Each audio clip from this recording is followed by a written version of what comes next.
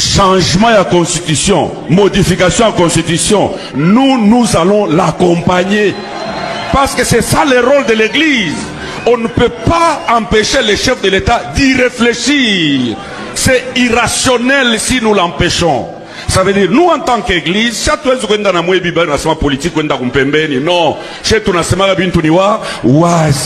si le chef de l'État va changer la constitution, nous l'église de réveil, nous allons les suivre. S'il va modifier la constitution, nous l'église de réveil, nous allons les suivre. Parce qu'on n'a pas deux chefs. Merci beaucoup. Naba fidèle téléspectateur Nyonso, ya Genor TV. Merci pour la fidélité, merci pour la Nyonso Obozo Sala. Pour la biso, Naba Onyoso Balaika Kaba émission Nabiso, Bino Nyonso Bozo Landa biso de partout. Na tombeli bino Mokakosoa. Ici Kabozali, Awa Eza Ndeko Frank Osvaldo, général chef d'état-major de l'armée numérique, véritable Mouzalendo, Toko Wapona Ekolo. Merci. Bande konangai likambo ya balépreux. Likambo balépreux oyo naza navandi apona kwa borde yango parce que et des frais chroniques namboka na biso pasteur Moïse Mbiye a traité ba pasteur ya RSC de lépreux. Kalate bauti ko sangana awa ba réfléchir autour ya changement, révision, ya constitution. Je crois que parmi ces pasteurs, ba scientifique, bazalaki, ba meki ko expliquer quintessence il y a changement à la constitution. Alors, et provoquer boucan, et zana ba o ba sepeli, ba musu ba sepelité. Pasteur Moïse Mbiye, dimanche oyo na chéria église naye, il a abordé la question, mais na sens oya kenango, et puis si passi, na ba congolais, na mitema ya ba congolais belé, ba sepeli, te na ba propos, il y a pasteur Moïse Mbiye, Moussoussoupe ba encouragé. Alors, je vais aborder cette question au cours de cette émission parce que ba généroi zina ba généroi bazelara toujours koyo kangai koloba. Hein? Bogo za la bolandi landi yango quelque part, mais ce qui Mozalendo nanu aborder question anate pona ba généroi bazala na kimiate. Na comprenaka peza tango otindela ngai yango ba actualité belé na privé na comprenaka déjà que awa bazo benda ngai kaka pona kende na ebibino musu bazalaka omoni abengi yo abime banda makambo ezoleka ozoloba te pona nini omona musu pa lobi neta tuno likambo te mazui yango atindeli yo azui atindeli yo so na moni kaka komeli ngai belé na comprendre déjà que ba généraux bazoluka nga kotoyo donc na kobeta masolo wana na émission oyo Moïse Mbiye na cher na ye a traité ba pasteur ya RSC de lépreux le fait que basangana ki pona ko discuter autour ya constitution ya changement constitution. Le fait que lui n'était pas invité, Moïse Mbiye est fâché dans un langage très limpide à traiter Bango de lépreux. Alobi ki bakuta naka juste pour na vin, pour na komela et puis pour na kobeta masolo politique. Basolo qui s'attend au lieu ko travailler sur leurs églises pour na ko agrandir ba église na Bango. Qu'on intensifie vision na bango ben bakuta naka autour ya masanga bakuta naka autour ya ba débat politique ba biloko ndenge wana ça c'est Moïse Mbiye. Il y a des endroits des amitiés quand vous entrez. Et puis tu remarques que vous tous vous réfléchissez de la même manière. Vous fonctionnez de la même manière. Vous avez les mêmes limites. Et l'amitié est devenue un camp de lépreux. Il y a des rassemblements de pasteurs. Quand ils se retrouvent, ils prennent le vin. Ils parlent de la politique. Ils pensent à une seule chose. Bon, on va changer la constitution. Bon, c'est tout. Et c'est devenu un camp de lépreux. Ils n'ont que ça, ils bénissent plus personne. Attention, fais attention. Que votre rassemblement ne devienne pas un camp de lépreux. Ça en tête. Ils ne pensent plus comment élever leurs églises, comment faire avancer les choses. Ça n'est pas dans leur tête.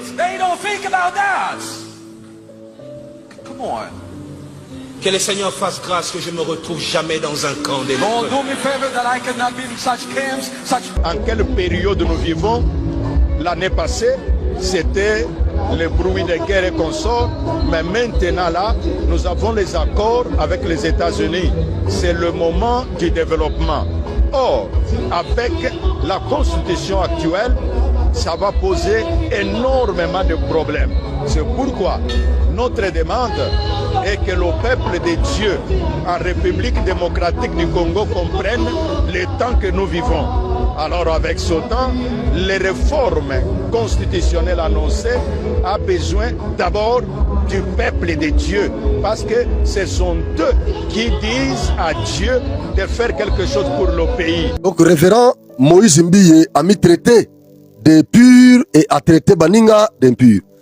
Bato ya traité d'impur, de lépreux, baza banani, baza batata ya Moïse Mbiye ya Molimo. Baza ba ninga ba collègue ya papa ya révérend Moïse Mbiye. Donc bato ba travailla na apôtre Mbiye Moulaya. Baza bato oyo na kati wana pe ba jeune musupe bazali ba oyo ba bundi ba fongoli ba église na bango. Moïse Mbiye a hérita église wana Bethel ezaki œuvre ya tata na ye. Papa Mbiye Moulaya de res mémoire o asala musala moko makasi. Papa Lembi a su église a pesi na mwana na ye. Je ne condamne pas ces faits. Parce que moi n'a pas un ministère. Ma bende soki moi nazana loto moté. Wana nde toko condamné. Mais soki moi nazana ministère qui a faire progresser musala, c'est pas un péché. Atike l'église na moi na ye. Moi na nepe asali a reconnaître na interview na Christian Lusakwen. A reconnaître que a modifié statut au papa tikelaye. Donc Moïse Mbiye nde muto abanda Bethel te. Bethel babanda ngo et pas apôtre Mbiye Moulaya. Azaki na ba collègue na ebele lelo mwana zu yango anyata pe ba collègue ya papa na mususu na kati ya Bethel. Musu babima basala pe ba église na bango. Alors bato Moïse Mbiye attaqué basa batu ya musika te donc basa ba ninga ebele basa na apôtre Mukuna aujourd'hui pasteur Mukuna évêque Mukuna Pascal. Asaki collègue ya apôtre Mbiye Moulaya. Et les loyo église ACK et ça partout dans le Congo. C'est-à-dire apôtre Mukuna a mis concentré na ACK pour intensifier vision, à intensifier la vision ACK, à ce que ça partout. Dengue pe Bethel les a partout dengue tata Mbiye Moulaya tika yango. Bethel et s'intensifia na période ya apôtre Mbiye et non na période ya Moïse Mbiye. Moïse Mbiye a mis concentré na paroisse centrale ya primerie. Mais Bethel, communauté Bethel, et connaîtra croissance nango exponentielle na période ya apôtre Mbiye Moulaya. Donc, pasteur Mbiye, Moïse Mbiye, a mis concentré na paroisse centrale. Yangonde a développé. Mais tout ça, ba pasteur ebele, oyo, ba jeune ebele, ba bunda bango moko ba banda ba église na bango. Yeswazalia wa Yeswazalia wa Tilelo ba intensifier vision na bango. Ils ont de grandes églises. Ozu lokola Dodo Kamba, c'est un jeune aussi. Mais église au pasteur Dodo Kamba zanango, eza tata na été biologique. Eza église au Dodo Kamba abanda ye moko. Tilelo ti akoma archevêque ya RC awa. Tilelo a sala pe moi a sala structure na épée. O esangisa pe moi quelques paroisses. il est grand parmi les grands. Abanda église na yemoko na kati wana. Ozui oncle nangai apôtre Ogi Mwimpe. Apôtre Ogi Mwimpe. Je sais comment il a commencé son église. La grâce divine. Je sais comment il a commencé cette église-là. Azape chantre. Ayemba rappelle quoi Moïse Mbi. Azape na balbo mené na marché. Apôtre Ogi Mwimpe. Abunda s'imposa na Badara. Lelo, il est compté parmi les grands leaders. Il y a Villa Kisasa. Il y a l'église du réveil. Vous n'allez pas me dire que Yé Aza moindre. Il a commencé cette église Yé Moko, ministère na Yé, aboti église Wana. Grâce divine. Ti Lelo, apôtre Ogi Mwimpe. Lelo a sa compté parmi les grands. On ne va pas lui refuser ça. Il est grand parmi les grands. Mais yo okuta église wana. Tata nonde mutabanda yango. Aye ko tikela yo. O changer statut. Yo moko reconnaître yango. Do yo leki bango nyonso wana te. Pasi ya ko banda église Moïse ayebi yango te. Pasi ya ko banda église Moïse ayebi yango te. Yesu azali ona mbunda ayebi yango te. Na yebi ndenge ni na apôtre Ogi abanda église na ye. Na Badara. Na nenga so évoluer na yebi. Yo leki yete. O leki ye na eloko te parce que yo pasi ya ko banda église yo yebi yango te. Yo okuti église e bandi o bandi mbala moko tu commences à servir le Seigneur. Ba pesu église déjà etia misisa et ça la combo. Et ça la combo. C'est différent. Au traité apôtre Ogi Mwimpe de lépreux, au traité pasteur Mukuna de lépreux, au traité archevêque Ankieza de lépreux, au traité Dodo Kamba de lépreux, au traité Bangonyos de lépreux. Kanda Waneza Ninosu, archevêque Shibayamampia. C'est pas les moindres. C'est pas les moindres. Il a une église stable. C'est pas les moindres. Et Shibayamampia est connu avant même Akoma archevêque. Vous n'allez pas me dire que Shibayamampia a sa moindre. Hein? Alors, moi je pense que pasteur Moïse Mbiye est loko est poussé pour tenir ba propos ya boye et ça consécration il y a pasteur Mike Kalambayi par l'archevêque et Jibaïman Pia président ya RSC. Le fait que RSC a s'impliqué qui na makambo wana Yena Moïse na Mike Kalambayi bazo kanate. Moïse Mbiye par moment a comment ko utiliser cher na ye loko la place à règlement des comptes. De temps en temps ko attaquer Kalambayi na cher na ye ko attaquer Kalambayi na cher na ye lelo loko la Mike Kalambayi abandi église na ye na uchi koloba awa. Baninga babanda ba église bango babandi ya bango babandi. Kalamba ya bundi ye moko azo yemba ti ministère na ye bandika ndengwana tout ça. Malgré ba péripéties, tout ce qu'il a connu comme difficulté, tout ça na mariage na ye, mais Kalamba yazaki toujours wana na service. Lelo yo Kalamba yi abimisi libiso temple wana un bijou oyo abimisi. Ministère ya Mike Kalamba yi eboti bato bozo mona église wana etelemi. Donc vous n'allez pas comparer pasteur Mike Kalamba yi na pasteur Moïse Mbiye. Pasteur Moïse Mbiye a hérité église wana et patata a changé statut oye moko lobi. Mais pasteur Mike Kalambayi abanda église na ye moko ti a reconnaître quand même grandeur ya batata azo honorer bango azo respecter bango ba papa bake ko honorer yepe. Bake ko honorer ye. Mais le fait que pasteur Moïse Mbiye est trop arrogant. Pasteur Moïse Mbiye est trop arrogant. Okoki ko loba batata peut ba reprocher à batata ndengwana te d'après tout. Batona baza batata. Vous ne pouvez pas reprocher les tatas comme ça. Hein? Il faut utiliser quand même un langage approprié. Et aux appels à facilité, il y a qu'on rencontrer bango. Oko benga bango la téléphone, oko tana archevêque et jibama pia. Conseil oyo za nango ko pesa batata, oko sa lango en coulisses. Ko exposer batata ko éclabousser église du réveil. Oyo biso nyonso dodo sala parti ko éclabousser yango boye pona haine na yo contre moninga na yo. Et pourtant yo moko pesa témoignage awa ke Mike Kalambai nde mutu aza formateur non na musique. Yo zalaka musicien te. Kalambai nde mutu encourage yo posa la musique lelo comme un musicien. Mais oko zongisele mabe ndenge wana te quand même. Oko zongisele mabe ndenge wana te ngaza contre yo te.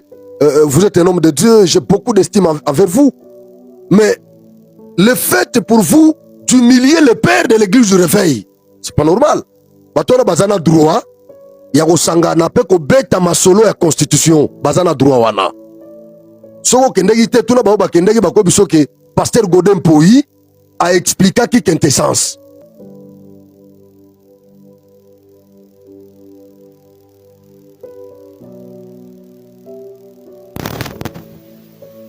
Bah expliquer qui pourquoi changement de la constitution il faut intervenir dans le moment où le bien fondé du changement de la constitution. Bah expliquer qui en c'était un colloque.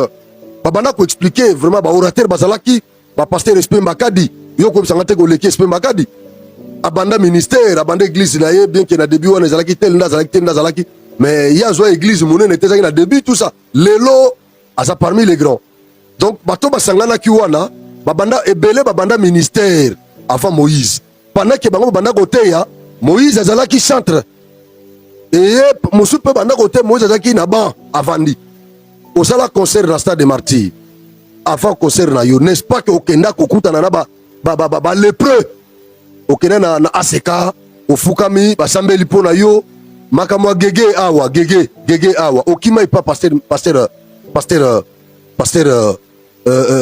avec Mukura Pascal okimele panaït il fallait les canaba média ba défendre yo tout sande makambo na ekita batubandima bandimela yo na moment ya pasi batata wana ba lépreux wana bangonde bakalma batension na mboko yo bangonde ba défenda yo ba protéger yo na moment ba faiblesse na to mona ba pasteur nyoso ba grand nyoso wana batata nyoso wana kotelema pona ko protéger mwana balobi za mwana na biso ba défenda yo mais lelo yo batata wana baza batata baza élevé en dignité ba politicien bazo respecter bango président a considéré ka bango c'est une corporation question o ezako défrait chronique baza ba leader d'opinion baza na bandimi église ba ministre wana ba politicien belé basambela ke pa na bango peuple congolais ba congolais belé basambela ke pa na bango baza ba leader d'opinion il faut pas s'intéresser à la question bien fondée eza nini ya changement ba étudier yango na conférence wano basalaki nous avons des pasteurs scientifiques ba professeurs o ba expliquer quintessence ya changement de constitution oyo biso tout ozo soutenir o ba congolais nyonso ba soutenir mais oleki na cher na yo ozo traiter batata wana de lépreux fallait que tu aies ba propos mususu on pouvait comprendre et après tango ba éviter pas Christian Lusakwenu o meki ko changer langage ote o djembeli suko na peuple o ceux qui ont intérêt à peuple ba ko changer ngata 50 fois non mais qui vous a dit qu'ils ont intérêt à peuple te oh il faut ba expliquer mais na conférence wana ba expliquer qui il y avait des orateurs pertinents oh ba expliquer qui est bien fondé du changement de la constitution. Est-ce que bakenaka ko vanda bo ba tenir discours que non to changer constitution ba bengi ba professeur ba pasteur scientifique ba professeur ba éminent professeur ba eko parole ba expliquer bien fondé à changement de constitution c'est que l'andaki ngote ou bien l'andaki on a monté mamabe et après bah tu vas comprendre que en tout cas il est important de procéder à un changement de constitution. Voilà pourquoi bah yokani to kenesko ko préparer ba brebi na biso parce que bah ça peut ba congolais mais yo bimi moi na kutu pour contredire ba tata nyoso wana nyoso bango basalaki yo ko bwakela bango soyi au traité bango de lépreux yo leki Mutombo Kalombo Léopold apôtre Léopold Mutombo Kalombo oleki ye na batu paroisse nona ya ye ya yo eza munene kolega ye lelo na mbogo yo na ba pasteur du réveil pasteur nini o quand même bazo banga libanda lelo na mbogo ya la fierté ya Congo na monde évangélique n'est-ce pas que ça apôtre Léopold Mutombo Kalombo okenda wa kufuka melayi a prier pour na yo lépreux tango yaga na matanga tata apôtre Mbiye Moulaya a prié pour nayo. Pourquoi? Parce qu'on reconnaîtra onction aux alikolo naye. Mais le lot au traité de lépreux. Quelle arrogance, quel orgueil. Ya Moïse Mbiye. Malgré qu'on me propos, mais c'est gravissime, cher ami. C'est gravissime. Orgueil wana e fout à rater. E fout à rater. Ozobi misabaninga, batu ya kwiti, batu ya boye, batu mabe, bavana rapo na masolo ya politique, masolo mabe, yone mutobeta masolo ya église. Mais tolanda wa audio moko awa, si pasteur nani tunasi Marcelo. Awa soki na mama ya mwana no moko tout ça. Donc yo poza na mwana libanda. Tolanda wat.